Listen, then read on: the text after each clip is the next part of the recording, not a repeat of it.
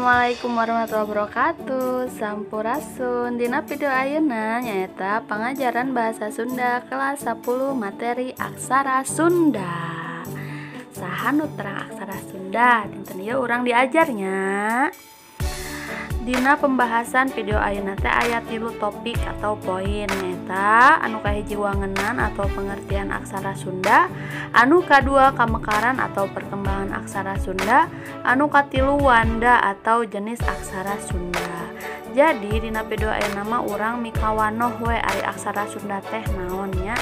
Ke salajengna bakal aya video tutorial diajar aksara Sunda anu gampil nu basajan. Ya, salajengna nyaeta kana topik munggaran kana pengertian atau wangenan aksara Sunda. Aksara Sunda nyaeta aksara nu asalna ti tatar Sunda. Aksara Sunda beda jeung aksara Laten atau aksara sejena. Aksara Sunda mah estu aksara anu urang Sunda. Tah, salianti eta aksara Sunda teh mimiti kapendak ku ayana prasasti di Ciamis nyaeta prasasti Kawali. Kadieunahkeun kapendak tina rupa-rupa naskah-naskah Sunda. Eta ge aksara nu dipakena masih aksara Sunda kuna. Prasasti Kawali dijieun kira-kira dina abad ke-14 Masehi. Aksara Sunda kuno dipake nepi ka abad 17 Masehi. Kadieunahkeun mimiti hirup aksara-aksara sejen di tatar Sunda, diantarana aksara cacarakan atau Jawa, aksara pegon atau Arab, nepi ka kiwari ayana aksara Laten. Dina tahun 1880-an urang Sunda leuwih wanoh kana aksara cacarakan, padahal cacarakan mah lain aksara Sunda tapi aksara ti Jawa.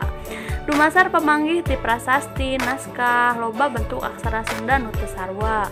Ku kituna para ahli sawala keur nyieun aksara Sunda anu baku, anu bisa dilarapkeun dina bahasa Sunda ayeuna. Dina tahun 2008 aksara Sunda baku distandarisasi jeung diakui secara internasional ku Unicode.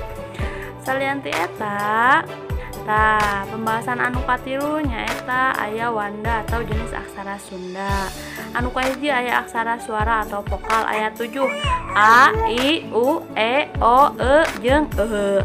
Anu kadua aya angka nyaeta aya 10 hiji 2 3 4 5 genep 7 8 9 jeung 0. Dina video ayeuna mah urang cukup wanoh heula nya.